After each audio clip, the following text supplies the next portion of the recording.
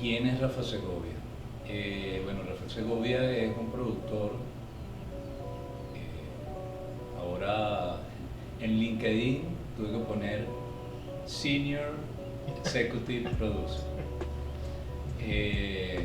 Ya estoy pisando los 58 años, de los cuales he dedicado casi 30 y algo de años a la producción. Comencé por ahí por 1982 en una pasantía que me dieron en Videomóvil. Y a los 15 días,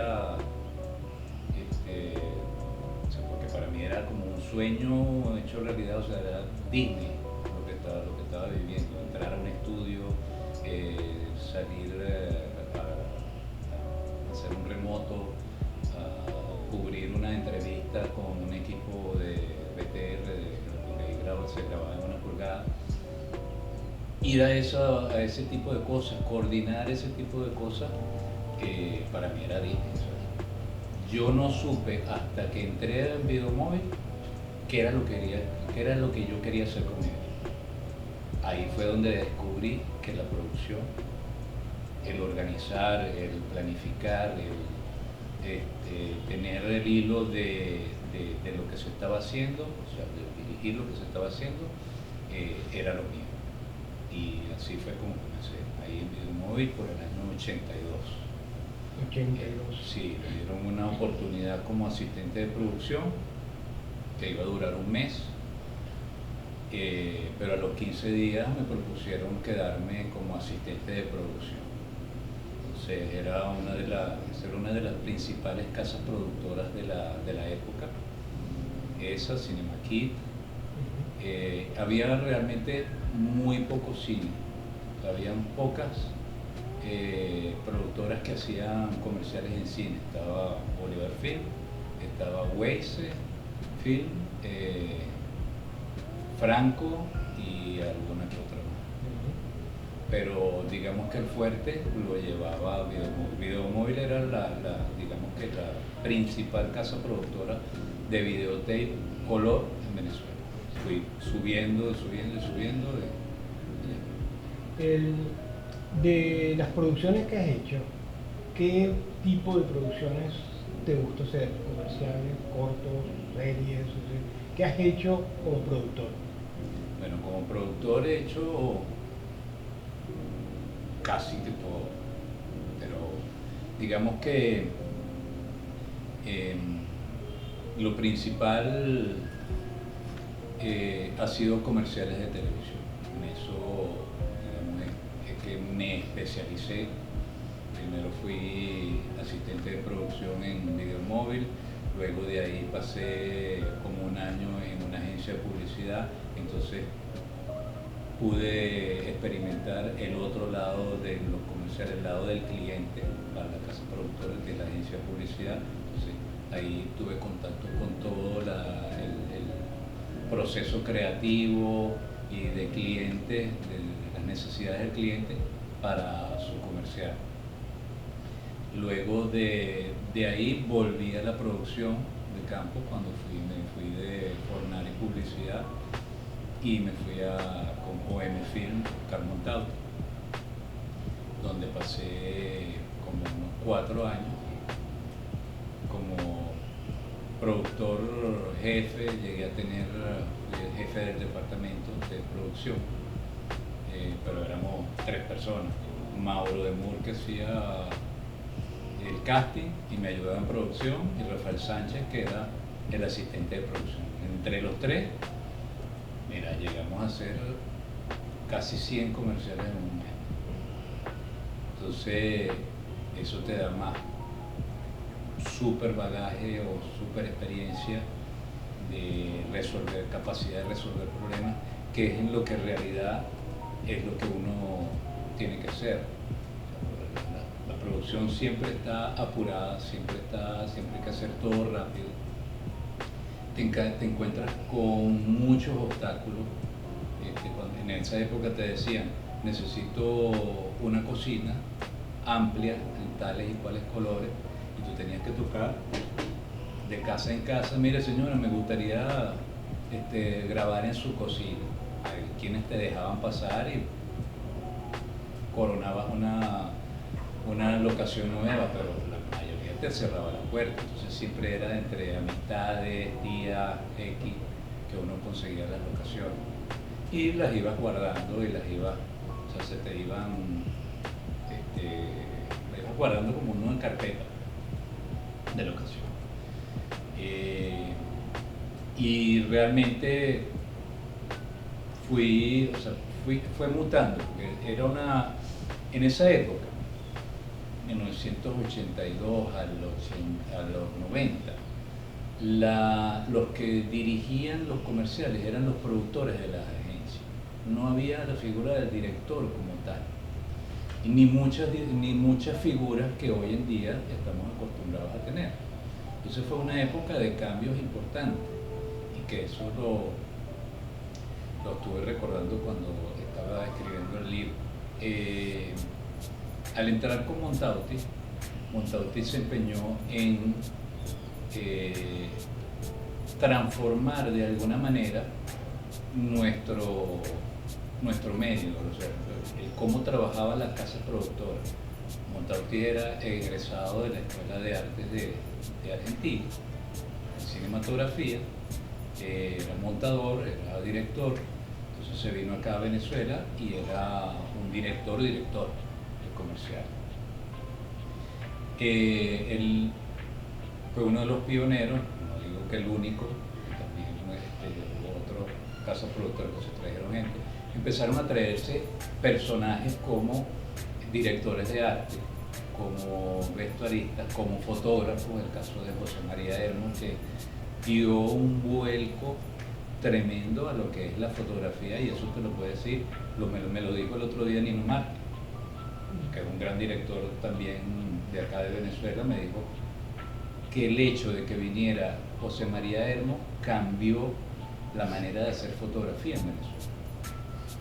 ¿Okay? Entonces se gestaron una cantidad de cambios importantes en toda esa época, porque se trajeron también directores de arte y se instituyó esa figura en los comerciales. Hoy en día tú no sales a hacer un comercial sin un director de arte. ¿Okay? Entonces, eso fue una parte muy importante de aprendizaje, y de evolución y de cambio que se generaron en esa época. Entonces nos acostumbramos a trabajar con director de arte, con vestuaristas, con gente especializada en cada cosa. Eso me lleva a la siguiente pregunta. ¿Quién es Rafa Segovia como marca en el mercado audiovisual venezolano? Wow, una pregunta complicada porque nunca me he visto como marca. Siento que hay gente que aprecia mi trabajo, mi labor, me han confesado, me lo han dicho, o yo lo he escuchado, de que me dijo alguien que en algún momento, cuando estaba en Delínea, que fue por los años 90, me veían así como el productor ejecutivo. No era el único, ¿no? Yo siempre te he visto como el productor ejecutivo. A pesar de que no te veas como marca, yo creo que el mercado sí te siente y te respeta como una persona que marcó pautas en la historia del mercado publicitario en Venezuela. Wow. Peso grande. Realmente sí he tenido grandes oportunidades, o sea, no te niego que la vida, la producción, la providencia, tuve buenas oportunidades, grandes oportunidades de brillar, de aprender, sobre todo de aprender, porque uno en este trabajo aprendes todos los días cosas nuevas. O sea, este trabajo te permite hoy en día, por ejemplo, estar en un colegio filmando con niños, ¿verdad? Pero mañana estoy montado, como me sucedió, en el tren del encanto, en una locomotora de finales del siglo XIX, y diciéndole al maquinista, vamos para adelante, vamos para atrás. Entonces, es una profesión que te permite muchísimas cosas. O sea, me ha dado grandes satisfacciones, o sea, de viajar, de conocer gente, sí, eso, conocer gente, conocer otras culturas, conocer cómo trabaja la gente. Por ejemplo, fuimos a Argentina, hubo una época en el 2002 en que Argentina los precios se cayeron y nos salía mucho más económico filmar en Argentina que filmar aquí en Venezuela. Entonces, muchos proyectos nos los llevamos allá, sobre todo por las locaciones y fue todo una experiencia súper enriquecedora. O sea, cambiar solamente de escenario, o sea, llegar y poder filmar en un edificio neoclásico en la ciudad de Córdoba es una experiencia. ¿Cuáles serían las cualidades para ti que debería tener un productor audiovisual? Bueno, primero que nada, una capacidad de razonamiento. O sea, razonamiento, organización, previsión, orden, método, o sea, tiene que ser metódico también, método tiene que tener, y método, previsivo, orden. Capacidad de negociación. Sí, capacidad de negociación e importante capacidad de resolución de problemas, porque los problemas están a la orden del día. O sea, siempre hay un problema que resolver. O un técnico que no te vino, o se fue la luz, o no hay agua, o se te cayó la locación entrando, o el director de fotografía no se levantó, X.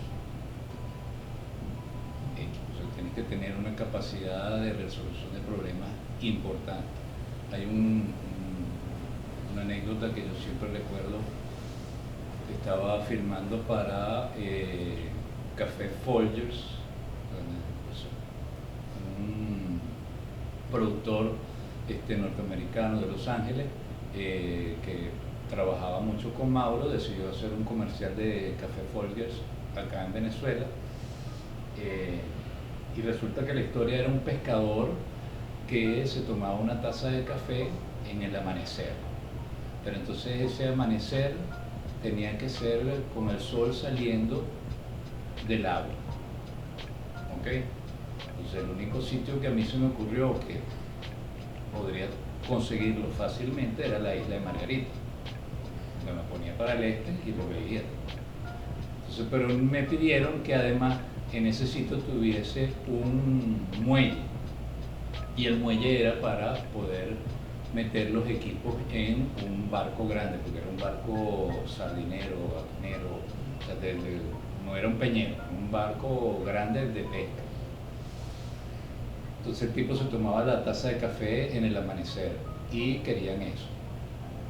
Mandé un productor que tú y yo conocemos, que se enfermó de un ataque de nervios porque no conseguía la locación, y yo le formaba escándalos cada vez que hablaba por teléfono, y tuve que ir para allá, darle la vuelta a la isla. No conseguí el sitio, la locación donde saliera el agua y hubiese un muelle como para hacerlo.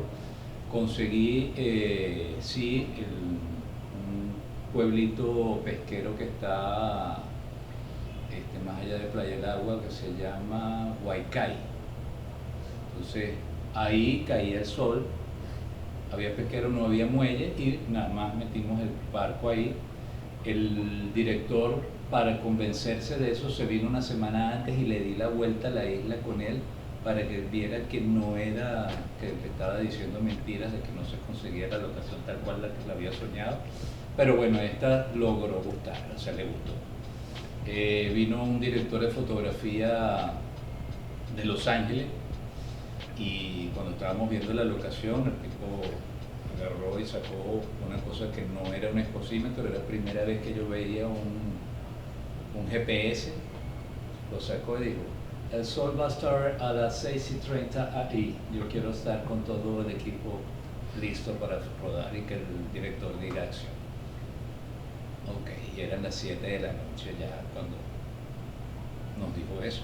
Entonces, el barco estaba a unos 50 o 60 metros de la orilla.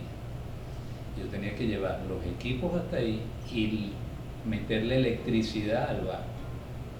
Entonces lo que hicimos fue tirar una línea de la planta y los enchufes los envolvimos en plástico y los pusimos en unos dinguicitos anclados, como dos, entre la playa y el bote, y el barco. Y con Peñeros se llevó todo el equipo al barco, todo el equipo de luz, se montó la luz y esa noche, como a las 11, casi 12, dejamos el esquema de luz puesto y hicimos un ensayo a ver en cuánto tiempo tirábamos la línea en la mañana, pues no la podíamos dejar toda la noche ahí, no sabíamos si subía, bajaba la marea, o sea, hundían los botecitos estos. Entonces hicimos el ensayo, nos tomaba 20 minutos la operación, o sea, a esa hora nos fuimos a dormir y nos levantamos una hora antes para llevar la electricidad nuevamente al barco y el director a las 6:30 pudo decir acción. Entonces, pero es eso, pues, tratar de planificar para que todo te quede como debe ser. Hay 3 etapas de producción: preproducción, producción y postproducción. De esas etapas, ¿cuál para ti podría ser la más delicada o cuál de las 3 es la que más te gusta como productor? Bueno, como productor hay 3 etapas de producción. Las 3 son importantes. Las 3 conjugan en el resultado final, sin duda. Las 3 tienen sus complicaciones y lo acabo de vivir el año pasado con un comercial que pasó de todo, tanto en la pre como en la producción y en la postproducción. Pero indudablemente si tú no tienes una buena preproducción, no vas a tener una buena producción. Y por ende, la postproducción, si no tienes una buena producción, te puede costar mucho más de lo que habías pensado. Entonces, cada una está íntimamente ligada con la otra, no las puedes separar. Pero digamos que la más interesante puede ser la preproducción porque tú tienes que viajar a algún sitio, buscar las cosas, buscar que todo lo que tú necesitas para brindarle al director sea lo óptimo, lo necesario o lo que él sueña. Entonces ahí digamos que la más grata, porque si tú ya tienes todo controlado en la producción, ya estás holgado y te puedes permitir cierto descanso, digamos. Entonces, como productor ejecutivo me toca atender a las necesidades del director, al cliente, que se sientan bien, que sean bien atendidos, que también es parte importante de la producción, de que el ambiente sea agradable y que todo funcione como debe funcionar. Aunque siempre hay algo que falta. Tengo entendido que escribiste un guión, escribiste un libro y que tienes muchas anécdotas que contar, sobre todo cuando has descubierto toda la historia de producción. Vamos a empezar por alguna anécdota que hayas tenido o que te recuerdes que sea así interesante.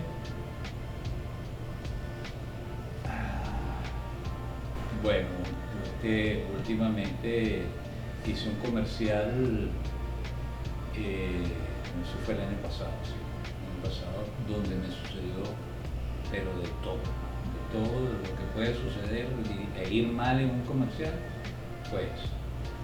un comercial de una bebida. Había que copiar un comercial que se hizo fuera de Venezuela, donde habían dos celebrities. Para empezar, esos dos celebrities no existían en Venezuela.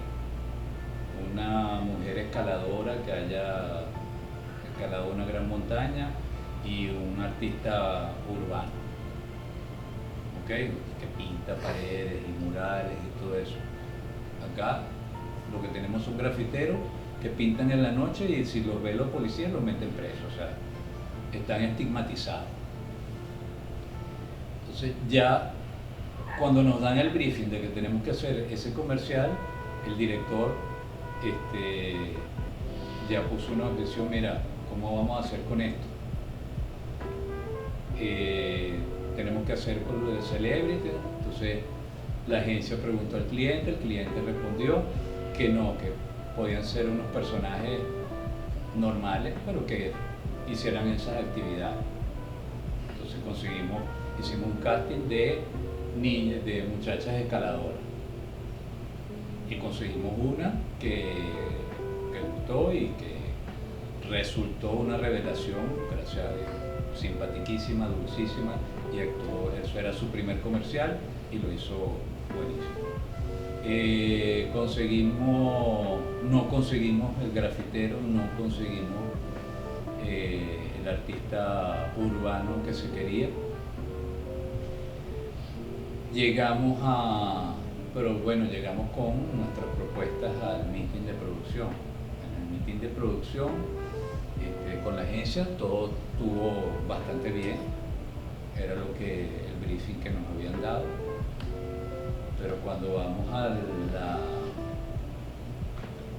al meeting de producción con el cliente, para empezar, había dos clientes dentro del cliente, porque era la división de líquido, del producto líquido, y era la división del producto en polvo.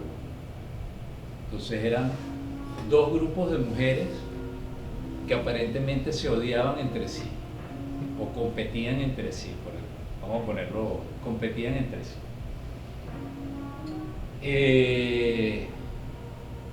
En ese meeting, que comenzó a las 3 de la tarde, nos rebotaron todo.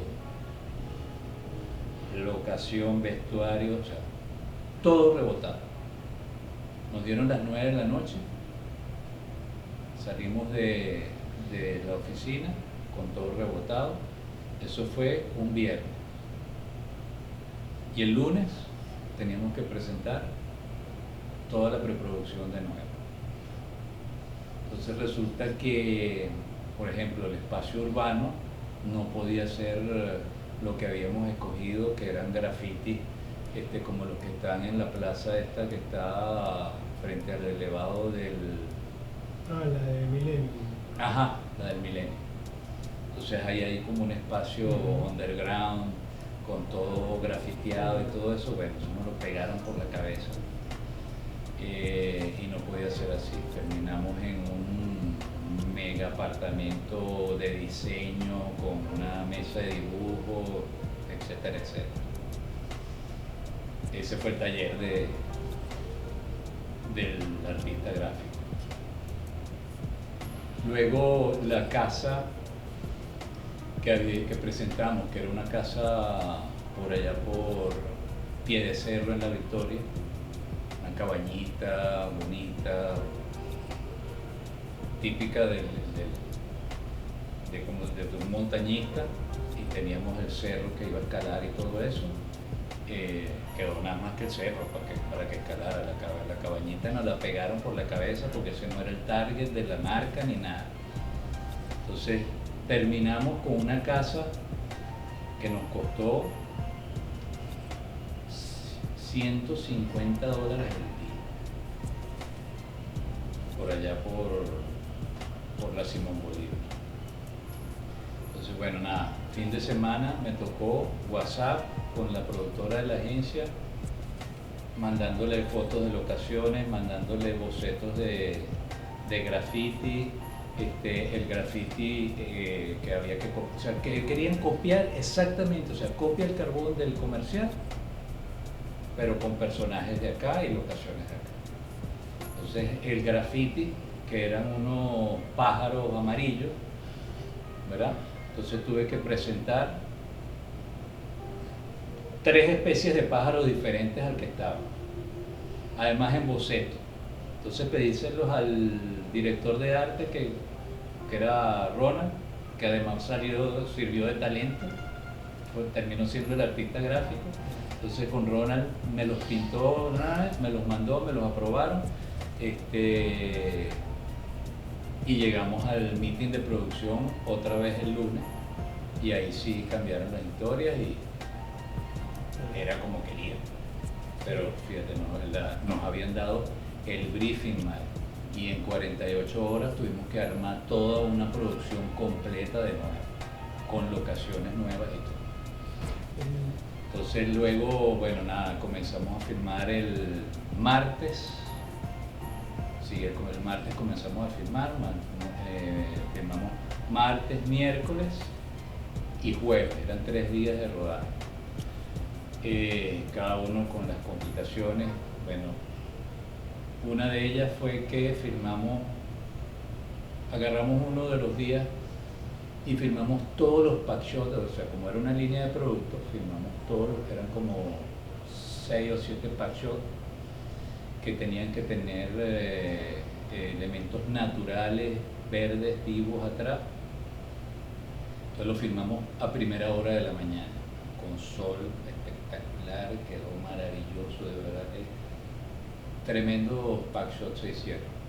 Terminamos al mediodía, empezamos con el talento en la tarde, después del almuerzo, y a mitad de tarde me llega mi jefe de producción y me dice: se borró la tarjeta con todos los pack shots. No te puedo creer, eso no existe. Sí, se borraron todos los pack shots, todos. Los tipos estaban, o sea, yo veía que revisaban y veía un movimiento raro, pero no sabía qué era, hasta que me dijeron que se había borrado todo. Efectivamente se borró todo, que no se salvó nada de esa tarjeta. Hubo una mala manipulación y se borró. Entonces, ya ese día, 7 de la noche, habíamos perdido el sol que necesitábamos para hacer los pack shots y no, al final no. Entonces fue la pena de decirle al director que se había borrado, decírselo a la agencia y luego al cliente, de que todo el trabajo de la mañana se había perdido y que obviamente teníamos que asumir otro día, medio día de rodaje, porque teníamos un plan de producción muy apretado. Al día siguiente íbamos a un colegio a hacer el gran graffiti que ya estaba hecho. Bueno, te puedo agregar que cuando estábamos haciendo la montaña el primer día, que era el martes, durante el día, estaba en pie de cerro sin comunicación, porque no hay señal ahí. Ese mismo día estaban haciendo el graffiti en la gran pared del colegio. Era un graffiti de 10 metros por 10 metros que estaba haciendo Ron. Entonces, cuando terminamos de filmar ese día, que fue todo bien, fue lo único que salió todo chévere, que agarramos autopista, que logró tener señal, hablo con el productor que estaba encargado de eso y me manda una foto del graffiti que ya estaba prácticamente listo. Cuando yo lo veo, los pájaros tenían que ser amarillos y estaban rojos, anaranjados. El corazón se me salía. Llamo a Ronald y me dice: no, vale, no te preocupes, yo te los arreglo. O sea, con Ronald tengo, digamos que cierta confianza, pero te queda todavía el susto. Después de todo lo que hemos pasado, que tienes un papel, una foto donde son amarillo pollito, ¿cómo me lo vas a pintar anaranjado? Entonces un spray vino malo y él siguió adelante, no sé qué pasó. ni me interesa ya a esta altura del partido. Total que bueno, ya tenía eso, me lo guardé para mí porque no quería crear malas expectativas y me guardé ese secreto cuando lo vi ya hecho. Cuando llegué al colegio el jueves estaba perfecto todo. Ok, se instala el cliente, se instala todo, le ponemos su carta y todo eso, y de repente empezamos a ver un movimiento extraño. Vienen una cantidad de niños con una gente e invaden literalmente el colegio, un colegio cerca de Chapellín donde estábamos haciendo el comercial. Resulta que el presidente de la República el día anterior, la tarde anterior, decretó que todos los colegios tenían que abrir sus puertas a los niños de bajos recursos para que hicieran talleres, para que hicieran un día de recreación con guías de ellos, que eran de los colectivos, e invadieron el colegio. Y nosotros ahí. Nos querían echar del colegio, que eso el presidente había dicho, que nos teníamos que ir para afuera, que para allá, que para acá, y entonces tuvo la gente de producción mediando con esta gente hasta que nos permitieron quedarnos ahí en un lado y ellos así hicieron todas sus actividades, una actividad que duró 2 horas, pero fueron 2 horas que perdimos nosotros, ¿ok? Y que 2 horas ellos más la hora y media de discusión para poder entrar. Pero nos llamaron imperialistas, que para allá, que para allá, bueno, no sabe, aunque fuese exacto. Total que ya cuando terminamos ahí estábamos 2 horas tarde. Nosotros teníamos que haber salido de ahí a las 3 de la tarde para entrar al apartamento a las 4 y haber terminado antes de las 7 de la noche. No, entramos al apartamento a las 6 de la tarde, lo que implicaba cena para 60, 70 personas, y se murió la abuela de los señores del catering. Se murió la abuela de los señores del catering y no tuvimos comida. Yo no la tenía planteada, no tenía plata para producción, para comprar cena. Entonces, de mi plata, le compré al cliente y todo eso, pero los técnicos se quedaron afuera. Me querían matar. Y al día siguiente, a las 8 de la mañana, teníamos que estar en la locación en la Simón Bolívar para hacer los pachots que se borraron.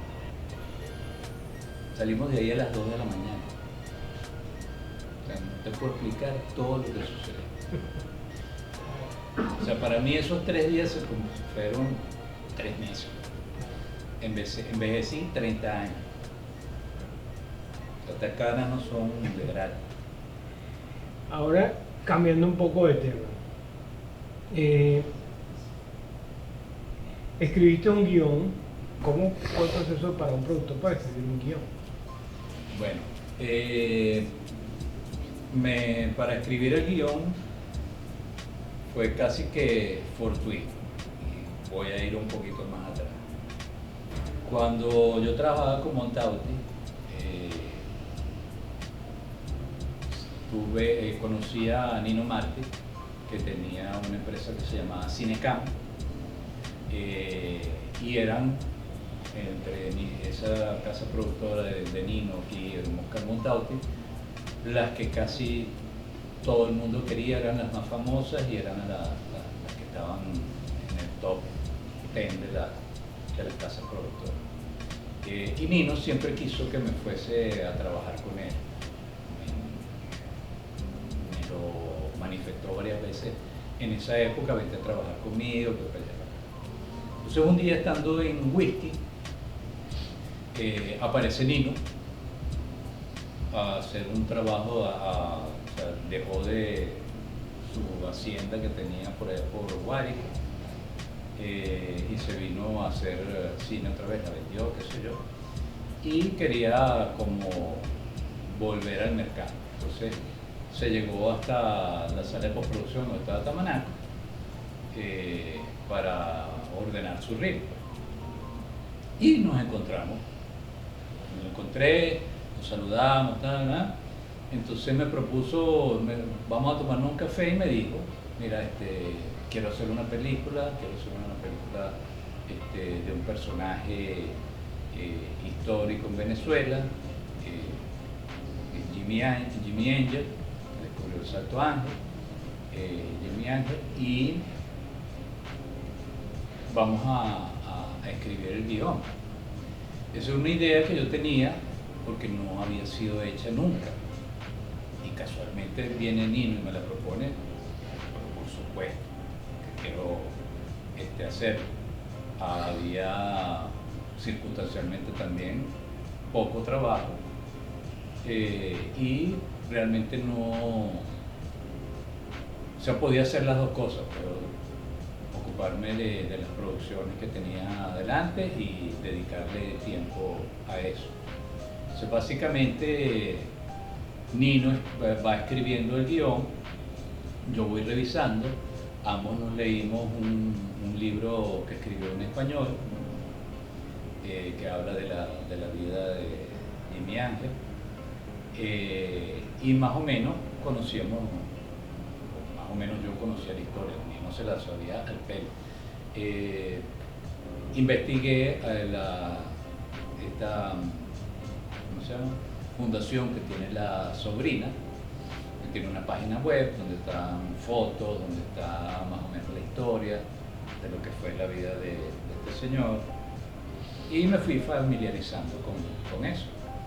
Y bueno, nada, y Nino va escribiendo, yo voy leyendo, le hago apuntes, esto me gustaría más así o más acá, me parece que en la escena tal está muy larga, no tiene sentido, vámonos por este lado, y así fuimos construyendo. O sea, realmente quien escribe, porque además la escribimos en inglés, con el objetivo de poder venderla afuera, ¿okay? No hacerla como una película nacional, sino creo que merece que Hollywood haga una película de él, ¿okay? Y más allá que eso, poner la lupa en lo que está sucediendo ahorita en el sur, ¿okay?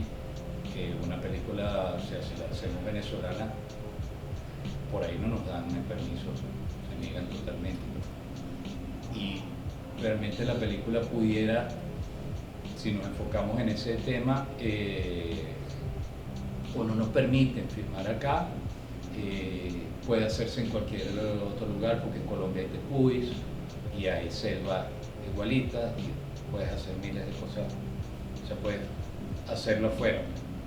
Y las tomas del Salto Ángel, todo eso se puede hacer aéreo, que no tiene... ¿Cuántas versiones llevan del guión? Del guión llevamos 26 versiones. 26 revisiones. 26 revisiones. Sí. Y bueno, nada, fuimos escribiendo, yo le hice apuntes importantes porque la parte donde hay más conflicto, o sea, o el conflicto es más fuerte, que cuando ellos se estrellan, o sea, aterrizan, ¿no? Porque no se llegaron a estrellar, sino que aterrizaron encima del Salto Ángel. Lo que pasa es que las ruedas se hundieron y el avión quedó de punta.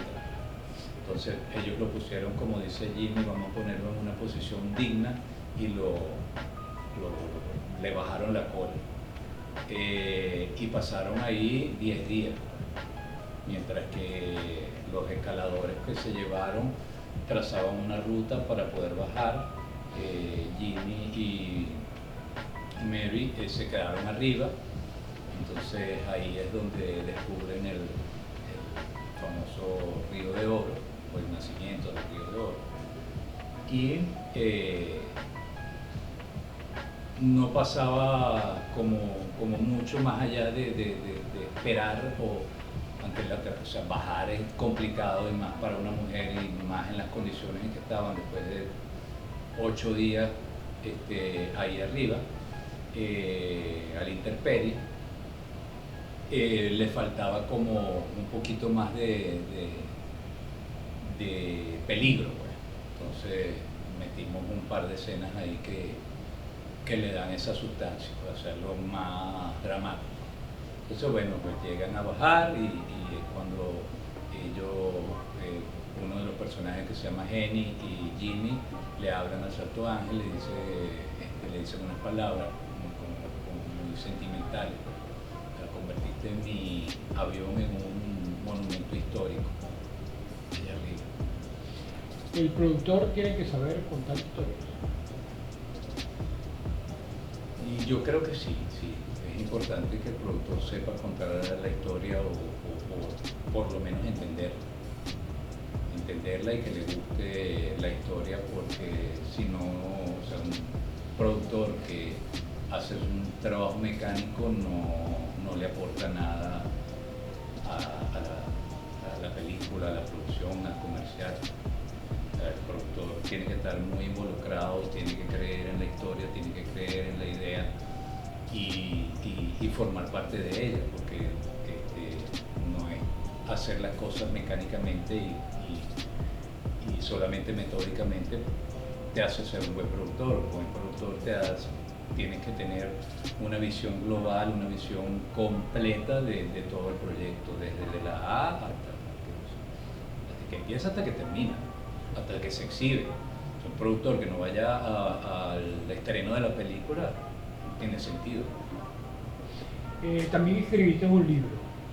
Sí. Háblanos un poco de... Bueno, es una historia rara, como todas las cosas que me pasan, creo yo. Recibí un mail personal, de una editorial alemana, pero que tiene sede en España. Me escriben, me dicen: revisamos su currículum en LinkedIn y nos parece apropiado que usted haga un libro. ¿Y qué? Sí, que haga un libro. Libro, pero ¿de qué voy a escribir un libro? Bueno, un libro de producción. Entonces, le digo, bueno, yo lo que creo que puedo hacer es un anecdotario de las cosas que me han sucedido en producción, que son muchas inverosímiles, muchas otras cosas graciosas o fantásticas a lo largo de mi vida. Y entonces la editora me dice que sí, que perfecto, que comience a escribir, y fue así.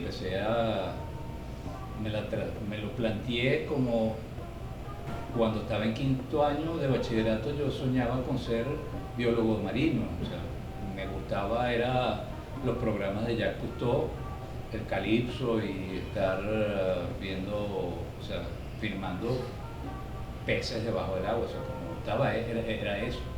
Pero llegar al barco de Jacques Cousteau era imposible, era más que un sueño. Para mí, que estaba aquí en Venezuela, lo máximo que podía aspirar era estudiar oceanografía en Margarita y cuando mucho llegar a la Fundación La Salle.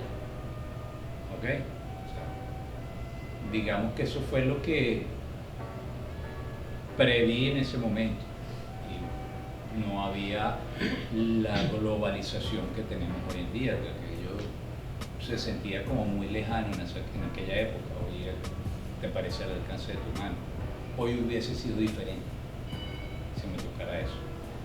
Lo cierto del caso es que en una conversación con mi mejor amigo, su hermano estaba estudiando publicidad en una nueva profesión.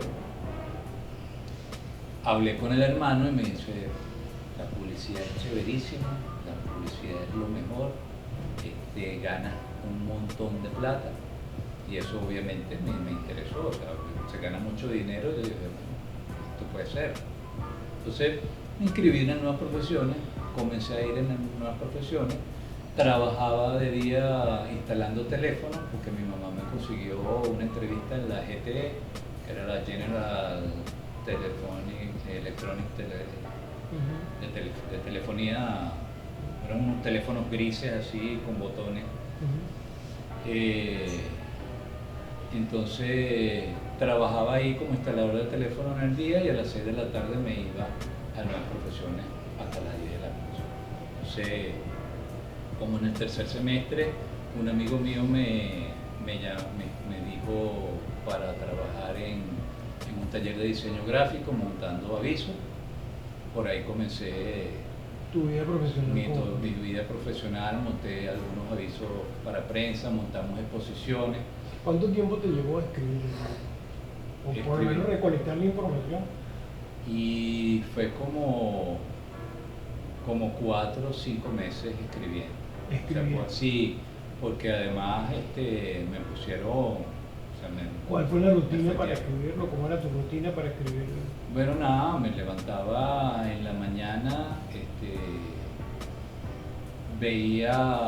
trataba de recordar, o sea, me hice un esquema. Lo primero que hice fue hacerme el esquema, o sea, desde dónde voy a comenzar y hasta dónde voy a llegar. Lo que te contaba hace poco era de cómo fue que llegué a la publicidad, ¿ok? Y de ahí, después de estudiar en las Nuevas Profesiones, me sale la oportunidad de la pasantía y que quedé en video móvil, pero yo no sabía que era un productor, ¿ok? O sea, fue como siempre azaroso, o sea, por suerte iba llegando a donde tenía que llegar.